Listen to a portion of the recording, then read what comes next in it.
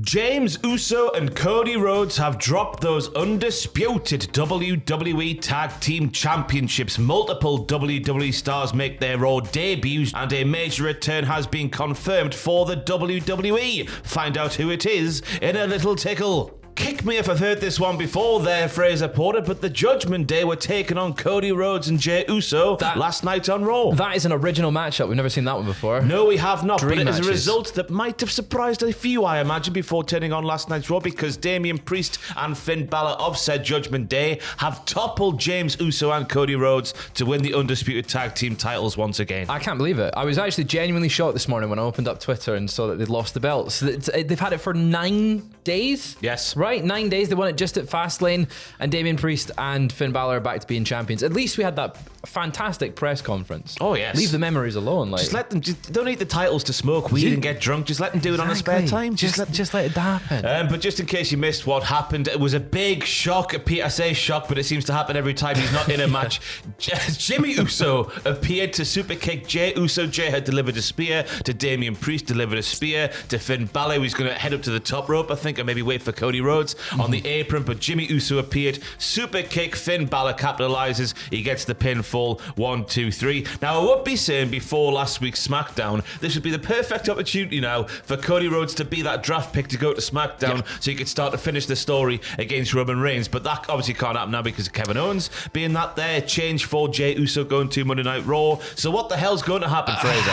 Is he going to win the Rumble? It feels like they'll maybe that'll be the way to get him on SmackDown. I'm kind of mad that they've made them lose the belts already, but also at the same time, at least it gave a little taste of that Roman versus Cody standoff on SmackDown and keeps Cody off of SmackDown, away from Roman Reigns. But Jimmy Uso, he's a bastard, isn't he? Red Uso attacking Blue, so that's not fair. He left through the crowd as well. Not one person attacked him, which I think is disgusting. Right, the fans just looked happy to Exactly. be there. Someone should have dropped him. He had the perfect chance. Yeah. But I feel like this sets up maybe Team Jimmy versus Team Jay for Survivor Series. Not that far away. It does feel like maybe War Games, we'll get a War Games match, maybe Bloodline and Judgment Day. Oh. Like a kind of mix between the two teams against your top faces, the rest of them, you know, the Jade, Cody, Sammy, Kevin, and LA Knight. Oh, Christ, you're reeling off names out. There's no tomorrow. There we go. Get That's some my dream guy liner match. on Jimmy. That's all you need. Get him in the Judgment Day. Anyway, Michael Cole was conspicuous by his absence on last night's Raw. There's some news about him, isn't there, Fraser? Yeah, according to PW Insider, they were told that Michael Cole had requested this week's Raw off for some time. It's not a last-minute thing. He had requested it off for some personal commitments. And instead, Kevin Patrick filled in. So we had the team of Kevin Patrick and Wade Barrett on last night's Raw. Ooh. Yeah, it was a big day for the Brits. Was it? Yeah, big day for the Brits. How's it? Oh, Finn Balor? Well, yeah, not really. Finn Balor. Well, yeah. Let's not get into that one. We had Wade Barrett and Kevin Patrick on commentary. Of course, yes. There we go. Kevin Patrick went, oh man, 100,000 times. But we had a big thing made about it. It was in a promo a couple of weeks ago, wasn't it? That Michael Cole had missed just 2 shows in 26 years. It's Mate, that's 3. Ridiculous. Never at work, is he? No, what half arson this commentary thing. The But it lazy is bugger. really strange not to hear him on commentary when he's not there. Yeah. It felt really odd, just like the clips of the main event and not having him be the one to call the pinfall. Oh, don't like it. Don't like it. He's the new JR. He is, well, yeah. I think has he surpassed him? That's a Oh, big come on, question. Fraser. Let us know stop down below. now. That's your youth showing through there. A big Raw debut happened last night. First and foremost, we've got to speak about Jade Cargill. She rocked up on SmackDown, was like, hiya to Charlotte Flair, who was like, my what pleasure. are you doing here, sir? And then they just sort of went their own ways. Last night on Raw, Becky Lynch was having a sort of backstage interaction with Adam Pearce, and then Jade Kill rocks up and was like, "Ooh, your NXT championship looks lovely." And Nice then Becky Lynch was like, "Get back of the line there, pal."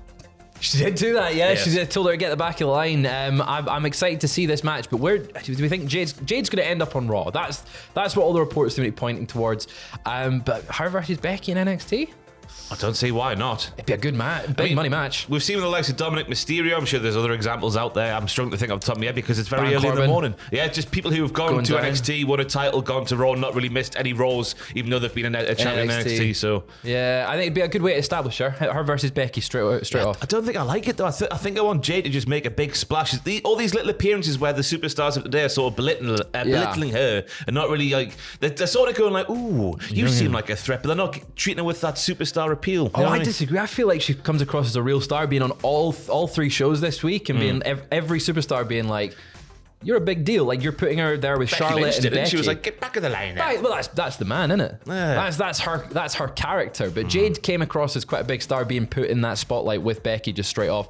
Maybe she should have been like, okay, let's have a title match, or not back the line. Shoot DDT, that's what should have happened. But yeah, Adam Pearce did say welcome to Monday Night Raw in the midst of that backstage promo, so I guess we can safely assume, without assuming too much, that maybe Jade Cargill is officially a Monday Night Raw superstar, or was that just a welcome to Raw for the one night only? Who knows? PW Insider report that both Trick Willie and Nathan Fraser of NXT fame were backstage for Raw last night, presumably to record something for main event. We don't know what happened at this time, but it would have happened before last night's Raw went on the air. For Fraser, though, he did make kind of a Raw debut. It was part of a digital exclusive with Dominic Mysterio. They've sort of been locked in a feud in NXT at the moment. Nathan Fraser, the most unlikable man in the world for a babyface in professional wrestling. He's a face? If you watch the NXT review as part of the Cultaholic Wrestling podcast, you know exactly what we're talking about here. You just want to give the guy a slap, and you shouldn't want to do that. Hard-hitting home truths. It's him, isn't it? Yeah, but he backed up last week on NXT, Fraser. He's the babyface against Dom Mysterio. Dom Mysterio, the most hated man in wrestling, just about, right? And Nathan Fraser's like,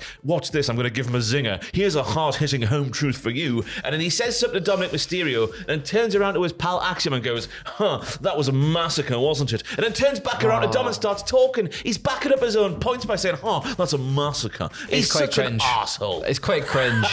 But you get to see a little bit of taste of him on Raw last night, him and Dominic. Should say he's a fantastic professional wrestler. Yeah. He's so quick. He's so quick to make it his own gimmick. Like, he was running the ropes once upon a time. He decapitated himself by, not putting the ears on. He went between the ropes. Yeah. Now he's fast as lightning. Damn, he's frightening, but he's also an arsehole when he's cutting a promo. But yes, they've set up an NXT North American title match for NXT tonight. Who's going to win, Fraser? Dom.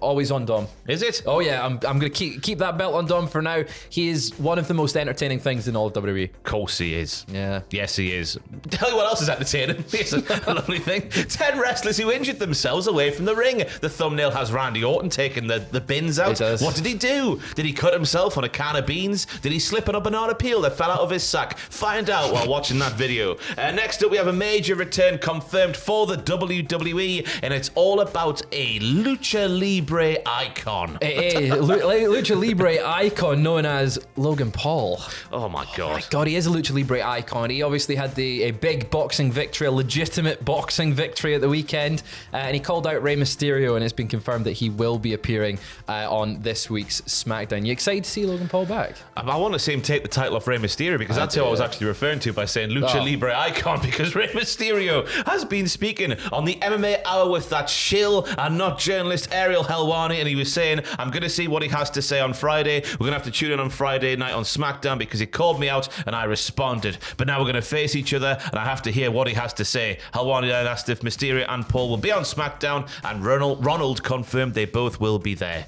But I was saying this yesterday, Adam, I feel like Rey Mysterio's a little bit stale with the US title, US title on SmackDown. They've been doing this slow burn storyline of maybe Santos Escobar, the protege, maybe turning on his, his what the opposite of protege is, his mentor, superior. Yes. So they haven't done that yet. So it feels like it's just sort of inching forwards week on week. Obviously, he's got the stuff in the multi-man matches with the LWO, but I think Logan Paul upsetting everybody. I accept that it's going to upset everybody, but I think he'll give the US title the jolt in the arm. Just think of all the media things that he'll do with that belt. Like, he will take it to his next boxing match, Jake Paul's next boxing match, whatever appearances he'll be doing, he'll have the US title with him, and then you can have Santos Escobar beat Logan Paul for the belt. And he can create like an NFT and then rinse lots of people for money. Scam people. Really wonderful. Fightful Select also said it was confirmed that Logan Paul went into the fight with Dylan Dennis, planning to use his post-fight platform to call out Rey Mysterio, basically. Paul was already scheduled for this week's SmackDown initially. Right. Lovely. Yeah. Cracking. Yeah. Fantastic. I'm excited to see him back. I'm excited to see him back. Logan Paul is one of the most entertaining things or factors in WWE when he is actually on screen. Yeah. I think that's hard to deny that he's actually just really good at this. He is really good at this, and he's so good. He's going to be on SmackDown on Raw this week. So if you want to have a little bit of Logan Paul, you've got 2 slices of Logan Paul pie coming up. And on that note, it's time to end the video. Bye, Fraser. Bye.